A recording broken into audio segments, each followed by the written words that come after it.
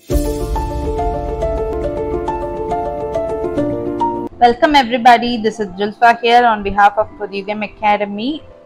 இந்த பர்டிகுலர் வீடியோல நான் என்ன டிஸ்கஸ் பண்ண வந்திருக்கேன் அப்படின்னா மேக்னட்டிசம்னு ஒரு சாப்டர் பார்த்தோம் இல்லையா. மேக்னட்டிசம் காந்தவியல் அப்படின்னு சொல்லி ஒரு சாப்டர் பார்த்தோம். அந்த சாப்டரோட பார்ட் 2 வீடியோ தான் இது. இந்த வீடியோல அப்படி என்ன நம்ம டிஸ்கஸ் பண்ண போறோம் அப்படின்னா எலக்ட்ரிக் மோட்டார், மின் மோட்டார் அப்படின்றத பத்தி தான் டிஸ்கஸ் பண்ண போறோம். அப்போ எலக்ட்ரிக் மோட்டார் அப்படின்றத தெரிஞ்சுக்கிறதுக்கு முன்னாடி நம்ம தெரிஞ்சுக்க வேண்டிய word electromagnet or electric magnet அப்படின்றது என்ன அப்படின்னா எலக்ட்ரோ மேக்னெட், மின் காந்தம் அப்படின்றது என்ன அப்படின்றது நமக்கு தெரிஞ்சாதான் இது புரியும். மின் காந்தம். ஓகே, அப்ப மின்காந்தம்னா என்ன அப்படின்னா ஒரு கரண்ட் கேரியிங் கண்டக்டர் இருக்காங்க. கரண்ட் கேரியிங் கண்டக்டர் இல்ல அப்படின்னா மின்னோட்டத்தை எடுத்து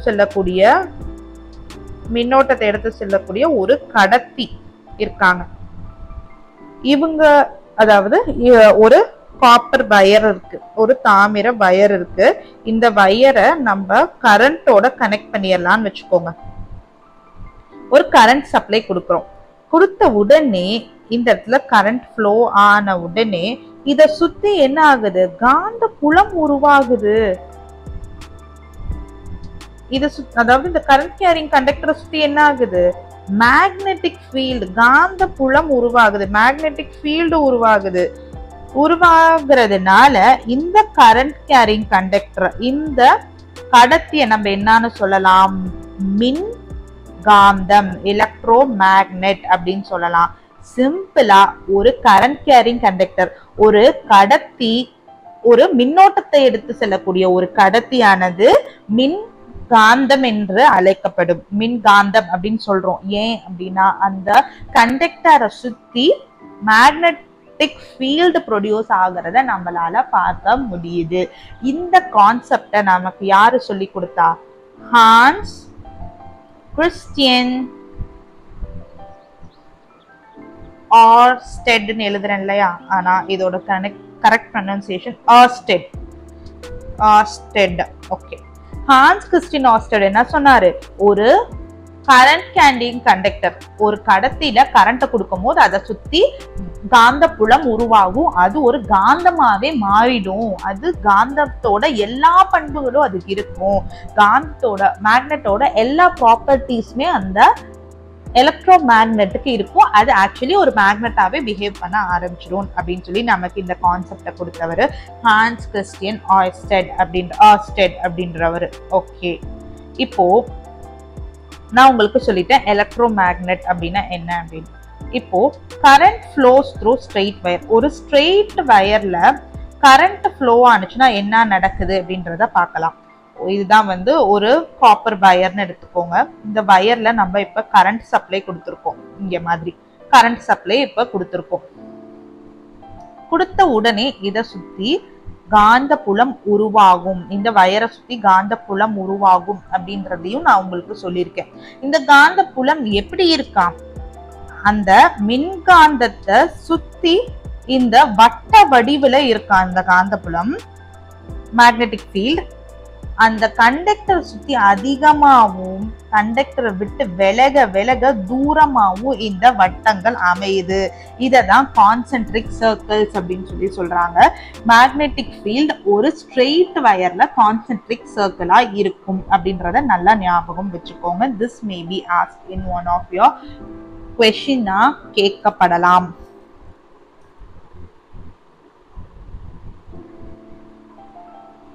ஓகே, இப்போ இதுல நம்ம நோட் பண்ண வேண்டிய விஷயம் இது ரெண்டு தான்.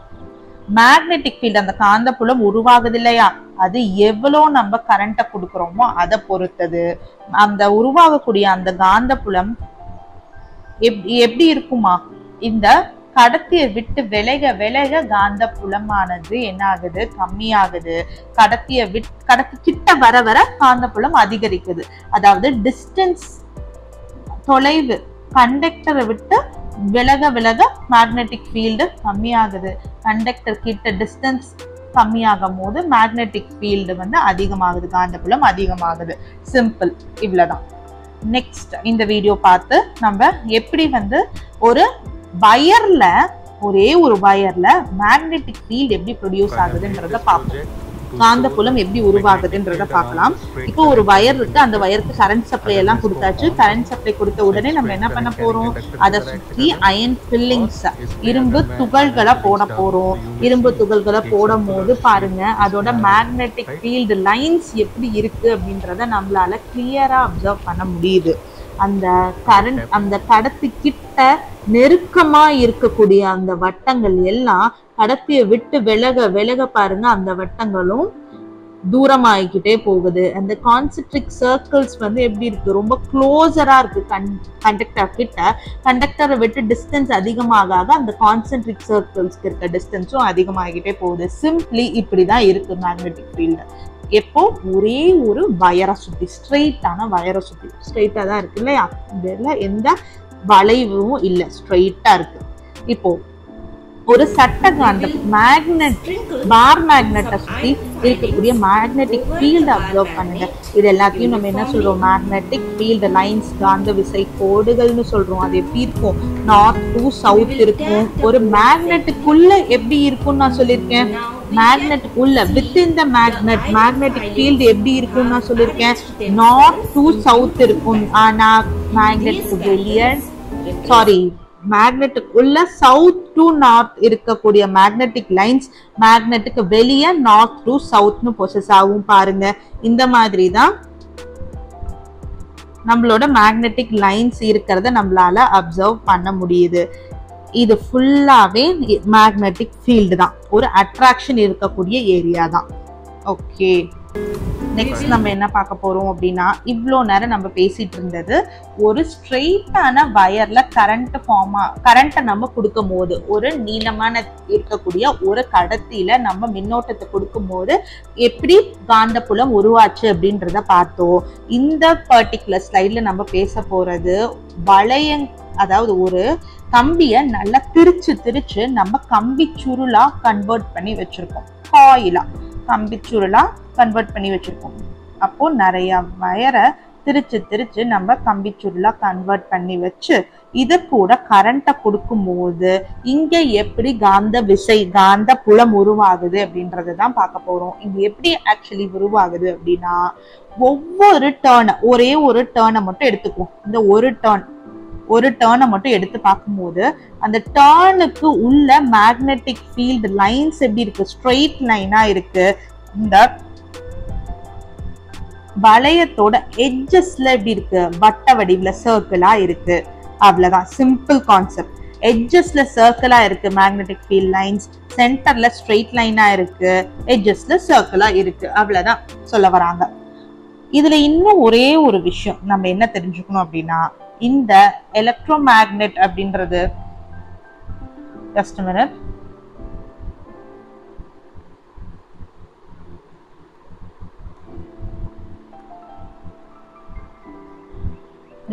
guys. இந்த எலக்ட்ரோ மேக்னெட் அப்படின்றது எப்படி இருக்கா,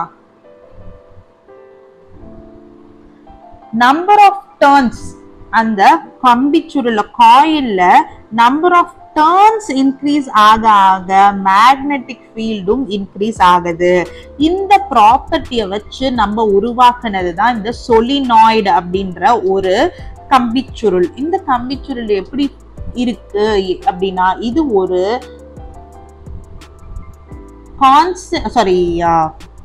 இன்சுலேட்டட் காப்பர் வயர், தாமிர கம்பிச்சுருளா இருக்கு. சொலினாய்டு அப்படின்றது எப்படி இருக்கு, தாமிர கம்பிச்சுருளான ஆனது. இத வந்து நம்ம ஒரு சிலிண்டருக்கு மேல ஃபுல்லா டைட்டா நிறைய காயிலா ரொட்டேட் பண்ணி வச்சிருக்கோம். இந்த காயில் ப்ரொடியூஸ் பண்ணக்கூடிய எலக்ட்ரோ மேக்னெட்டிசம், அந்த காயில் ப்ரொடியூஸ் பண்ணக்கூடிய காந்த விசை, மேக்னெட்டிக் ப்ராப்பர்ட்டி அதிகமா இருக்கு ஒரு ஸ்ட்ரெயிட் லைனை விட. அதனாலதான் இதை நம்ம மோஸ்டா நிறைய எலக்ட்ரிக்கல் அப்ளையன்சஸை பிரிச்சு பார்க்கும் போது, அதாவது மின் சாதனங்களை நம்ம பிரிச்சு பார்க்கும் போது எல்லா இடத்துலயும் இந்த சொலினாய்டு இருக்கிறத நம்மளால பார்க்க முடியுது. எதனால, நிறைய மேக்னெட்டிக் ஃபீல்டை ப்ரொடியூஸ் பண்றதுனால. அதாவது இன்னும் ஒண்ணு என்னன்னா, கரண்ட்டை கொடுத்தா அது மேக்னெட்டா இருக்கும், கரண்ட்டை கட் பண்ணோம்னா அந்த மேக்னெட்டா அது பிஹேவ் பண்றது நின்றும். அதனாலதான் அந்த இடத்துல மேக்னெட் யூஸ் பண்றதை விட்டுட்டு எலக்ட்ரோ மேக்னெட்டை யூஸ் பண்றோம். ஏன்னா மேக்னெட் அப்படின்றது பர்மனண்டா அந்த மேக்னெட்டிக் ஃபீல்ட் அங்க ப்ரொடியூஸ் ஆகிக்கிட்டே இருக்கும். ஆனா இந்த சொலினாய்டு அப்படின்றது கரண்ட் இருக்கும் போது மட்டும்தான் மேக்னெட்டா இருக்கும். ஓகே, அப்ப இந்த சொலினாய்டு ப்ரொடியூஸ் பண்ணக்கூடிய அந்த மேக்னெட்டிக் ஃபீல்டு காந்த புலம் வந்து எவ்வளோ அந்த காயில எவ்வளோ டர்ன்ஸ் இருக்கோ, எவ்வளோ வளைவுகள் இருக்கோ அதை பொறுத்தது. வளைவுகள் அதிகமா இருந்துச்சுன்னா மேக்னெட்டிக் ஃபீல்டு அதிகமா இருக்கும், வளைவு கம்மியாக மேக்னெட்டிக் ஃபீல்டு கம்மியாகும். அவ்வளவுதான், சிம்பிள். ஸோ இந்த வீடியோவை பார்க்கலாம். இந்த வீடியோல எப்படி இதுதான் சொலினாய்டு. ஓகே, ஒரு நம்மளா கன்ஸ்ட்ரக்ட் பண்ண சொலினாய்டு. இந்த சொலினாய்டுல எப்படி மேக்னெட்டிக் ஃபீல்ட் ப்ரொடியூஸ் ஆகுதுன்றத அப்சர்வ் பண்ணுங்க. பாருங்க, ஸ்ட்ரெயிட் லைனா இருக்கு. எங்க சொலினாய்டுக்கு நடுவுல எட்ஜஸ்ல எப்படி இருக்கு பாருங்க, சர்க்கிளா இருக்கு. இததான் நான் இவ்வளவு நேரம் பேசிட்டு இருந்தேன். ஓகே, இப்போ நம்ம one of the important uses of electromagnetism property என்ன, மேக்னட்டிசம் அப்படின்றதோட ஒரு இம்பார்ட்டன்ட் பயன் என்ன, மின் மோட்டார் தான். அப்போ மின் மோட்டார் என்ன பண்ணும், எதை ஃபாலோ பண்ணுது அப்படின்னா எலக்ட்ரிக் மேக்னட்டிசம், மின்காந்தவியல்னாலதான் மின்காந்தவியல் தான் மின் மோட்டாரோட அடிப்படை. மின் மோட்டார்ல இன்னொரு இம்பார்ட்டன்டான கொஸ்டின், மின் மோட்டார் எலக்ட்ரிக் மோட்டார்ல கரண்டோட டைரக்ஷனை, மின்னோட்டத்தோட டைரக்ஷனை, எந்த வழியா போகும் அப்படின்றத எந்த ரூல் படி நம்ம தெரிஞ்சுக்கலாம் அப்படின்னா ஃப்ளெமிங்ஸ் லெஃப்ட் ஹேண்ட் ரூல். ஃப்ளெமிங்கோட இடது கை விதி மூலியமா கரண்டோட டைரக்ஷனை நம்மளால சொல்ல முடியும். ஓகே, இப்ப ஃபார் எக்ஸாம்பிள் ABCD வழியா கரண்ட் போயிட்டு இருக்கு அப்படின்னா இது மூலியமா எப்படி நம்ம கரண்ட் ஃப்ளோவை கண்டுபிடிக்கலான்றத உங்களுக்கு நான் சொல்லி கொடுக்குறேன். இப்போ அதாவது ஃப்ளெமிங்கோட லெஃப்ட் ஹேண்ட் ரூல் படி பார்த்தோம் அப்படின்னா ABCD வழியா தான் கரண்ட் போகுது. அப்போ CD இப்போ இந்த ஹேண்ட் பொசிஷன்ல நீங்க வச்சுக்கோங்க. அப்போ மிடில் ஃபிங்கரை உங்களை பார்த்த மாதிரி வச்சுக்கோங்க. இப்போ CD வழியா கரண்ட் போகிறத உங்க மிடில் ஃபிங்கர் காட்டுதா, இந்த உங்களோட இண்டெக்ஸ் ஃபிங்கர் ஆள்காட்டி விரல் என்ன பண்ணுது, magnetic field north to south இருக்கக்கூடிய மேக்னெட்டிக் ஃபீல்டை காட்டுது. இந்த CD மோஷன் அப்படின்றத நான் நெக்ஸ்ட் ஸ்லைட்ல உங்களுக்கு டிஸ்கஸ் பண்ணிடுறேன். ஸோ இந்த ஸ்லைடை பொறுத்த வரைக்கும் ஃப்ளெமிங்கோட லெஃப்ட் ஹேண்ட் ரூல் படி என்ன ஆகுது, தம் ஃபிங்கர் அப்படின்றது இந்த காயிலோட மோஷனை சொல்லுது. உங்க இண்டெக்ஸ் ஃபிங்கர் என்ன பண்ணுது, மேக்னெட்டிக் ஃபீல்டு இருக்கக்கூடிய டைரக்ஷனை சொல்லுது. கரண்டோட ஃப்ளோவை உங்க மிடில் ஃபிங்கர் சொல்லுது. இதை நல்லா ஞாபகம் வச்சுக்கோங்க. ஓகே, அப்போ பார்ட்ஸ் ஆஃப் அன் எலக்ட்ரிக் மோட்டார்ல இருக்கக்கூடிய மின் மோட்டார்ல இருக்கக்கூடிய பாகங்கள் என்னென்னு பார்த்துருவோம். இதை தான் நம்ம இந்த ABCD ரெக்டாங்குலர் காயில தான் நம்ம என்ன சொல்றோம், ஆர்மெச்சூர் அப்படின்றது அந்த தாமிர கம்பி சுருள் insulated copper wire, a rectangular coil of ABCD. magnetic poles, அந்த முனைகள், காந்த முனைகள். எதுக்காக இந்த காந்த முனை வச்சிருக்கோம் அப்படின்னா ஒரு மேக்னெட்டிக் ஃபீல்ட கொடுக்கறதுக்காக. மெயின் மோட்டிவ் என்னன்னா இந்த காயில நம்ம சுத்த வைக்க போறோம், ஆன்டி கிளாக் வைஸ்ல கடகட சுத்த வைக்க போறோம். தென் ஸ்பிளிட் ரிங்ஸ் இந்த வளையங்களோட வேலை என்ன அப்படின்னா இது இடத்துல இந்த 2 வளையங்கள் இருக்கு பாருங்க. இந்த வளையங்களோட வேலை என்ன அப்படின்னா கரெக்ட், அதாவது பாசிட்டிவ் டெர்மினல்ல இருந்து நெகட்டிவ் டெர்மினலுக்கு கரண்ட்டை கரெக்டா கொடுத்துட்டு இருக்க வேலை யாரோடது, ஸ்பிளிட் ரிங்ஸ் வளையங்களோட வேலை. வளையங்களோட வேலைன்னா கரண்ட்டை ப்ராப்பரா கொடுத்துட்டு இருக்கோம். கரண்ட் பாசிட்டிவ் டெர்மினல்ல இருந்து நெகட்டிவ் டெர்மினலுக்கு வருது அப்படின்றத உறுதிப்படுத்துறது யாரு, வளையங்கள் தான். நெக்ஸ்ட் ஆக்சில், அச்சு. எந்த அச்சுல வந்து இந்த இந்த ஃபுல்லா எந்த அச்சுல வந்து சுத்த போகுது, எதோட ஆக்சிஸ்ல சுத்த போகுது அப்படின்னா இந்த அச்சுனாலதான். Okay, sorry. தென் பிரஷஸ் அப்படின்ற தூரிகைகள் என்ன பண்ண போறாங்கன்னா கரண்ட்டை பேட்டரியில இருந்து காயிலுக்கு, பேட்டரியில இருந்து அந்த கம்பி சுருளுக்கு காயிலுக்கு கொண்டு போறது வேலை தூரிகைகளோட வேலை. Okay, next battery. பேட்டரி தான் கரண்டோட மின்னோட்டத்திற்கான மூலமே பேட்டரி தான். ஓகே, இப்ப எப்படி ஒர்க் ஆகுதுன்றத நம்ம ரஃபா நான் இங்க சொல்லிடுறேன். ஃபர்ஸ்ட் பேட்டரி, பாசிட்டிவ் பேட்டரியில இருந்து கரண்ட் வந்து எக்ஸ் தூரிகை மூலியமா, எக்ஸ் பிரஷ் மூலியமா இந்த ரெக்டாங்குலர் காயிலுக்கு கம்பி சுருளுக்கு போகுது. ABCD வழியா இப்போ ஒய்க்கு வந்து ரீச் ஆயிடுது. ஒய் பிரஷ்ல ரீச் ஆகி நெகட்டிவ் டெர்மினலுக்கு கரண்ட் வந்து சேர்ந்துருது. அகெயின் இந்த சர்க்கிள் ரன் ஆயிட்டு இருக்கும். இப்போ இந்த காப்பர் வயர், இந்த ரெக்டாங்குலர் காப்பர் கம்பி சுருள்ல கரண்ட் போன உடனே இது என்னவா இப்ப மாறும்? ஒரு எலக்ட்ரோ மேக்னட்டா மாறும். அப்போ இங்க இத சுத்தி ஒரு காந்த புலம் உருவாகும். அப்போ மேக்னெட்டிக் ஃபீல்டு இன்டியூஸ் ஆயிடுச்சு. மேக்னெட்டிக் ஃபீல்ட் அப்படின்றது இங்க என்னாச்சு? ப்ரொடியூஸ் ஆயிடுச்சு இல்லையா? இந்த இப்ப என்ன ஆகுது? இங்கேயும் கொஞ்சம் மேக்னெட்டிக் ஃபீல்டு இருக்கு, இதுவும் இப்போ மேக்னெட்டிக் ஃபீல்ட ப்ரொடியூஸ் பண்ணிருக்கு, காந்த புலத்தை ப்ரொடியூஸ் பண்ணிருக்கு. அதனால என்ன ஆக ஆரம்பிக்குதுன்னா, இந்த ABCDன்ற காயில் சுத்த ஆரம்பிக்குது. என்ன ஆகுது? ரொட்டேட் ஆக ஆரம்பிக்குது. எதனால? இது இப்ப ரெண்டு மேக்னெட்டிக் ஃபீல்டு இருக்கிறதுனால என்ன ஆகுது? ABCDன்றது சுத்த ஆரம்பிக்குது. எப்படி சுத்தும் அப்படின்னா ஆன்டி கிளாக் வைஸ்ல சுத்தும். அப்போ CD அப்படின்றது ஃபர்ஸ்ட் எப்பயுமே சவுத் பக்கத்துல இருக்கிறது மேல வரும். நல்லா ஞாபகம் வச்சுக்கோங்க. சவுத் பக்கத்துல இருக்கிற காயில் சைடு மேல வரும்.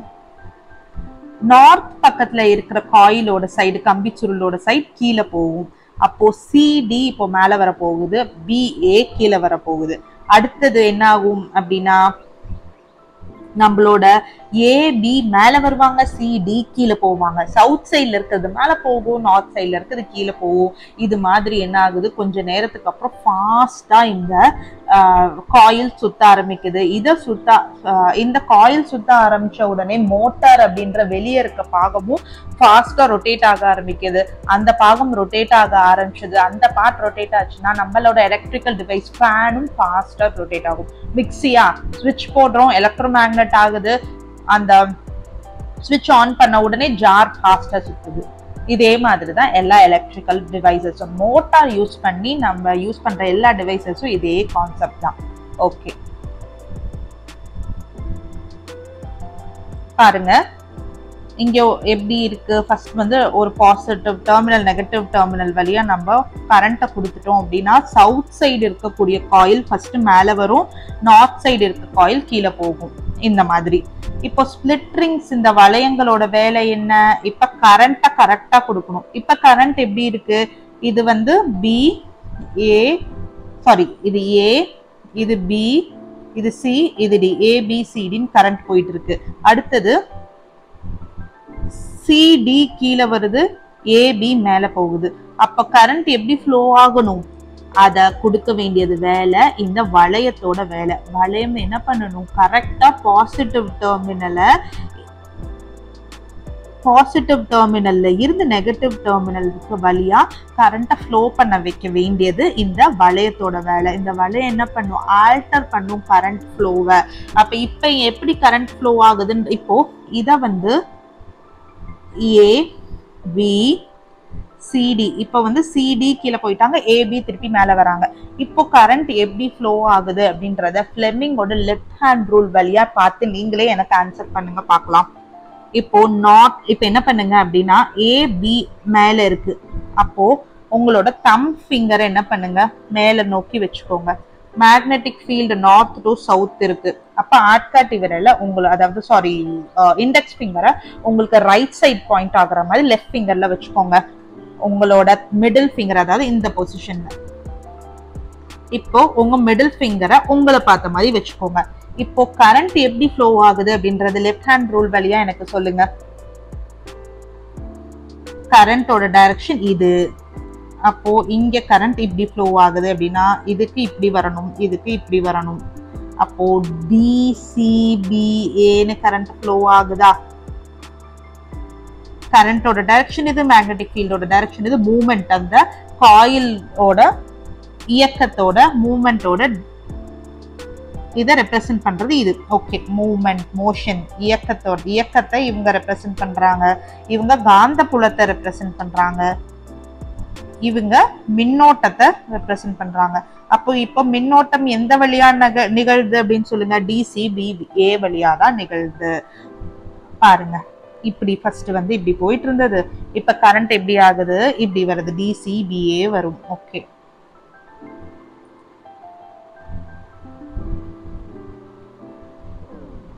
இதே மாதிரிதான் இந்த காயில் வந்து சுத்த ஆரம்பிக்கும். இப்போ எப்படி நம்ம இந்த காயில் சுத்துறத நிறுத்தலாம்? இந்த கரண்ட் சப்ளைய நிறுத்துறது மூலியமா நம்ம மேக்னெட்டிக் ஃபீல்ட குறைக்கிறோம். அப்போ இது இங்க இருக்க மேக்னெட்டிக் ஃபீல்டு குறையறதுனால என்ன ஆகுது, இது காயில் சுத்துறத நிறுத்துது. திருப்பி நம்ம கரண்ட்டை கொடுக்கும் போது மேக்னெட்டா ஃபார்ம் ஆகும். இப்ப மேக்னெட்டிக் ஃபீல்டு அதிகமாயிடுச்சு, காயில் சுத்த ஆரம்பிச்சிடும். இதுதான் மின் மோட்டாரோட working. Okay, we have come to the end of the video. I'll meet you with the second example of magnetism property, magnetic property oda first uses electric motor பத்தி பார்த்துட்டோம். electric generator மின் இயக்கி எப்படி work ஆகும் அப்படின்றத நான் next videoல உங்களுக்கு teach பண்ணி கொடுக்கிறேன். Thank you so much for hearing it very patiently.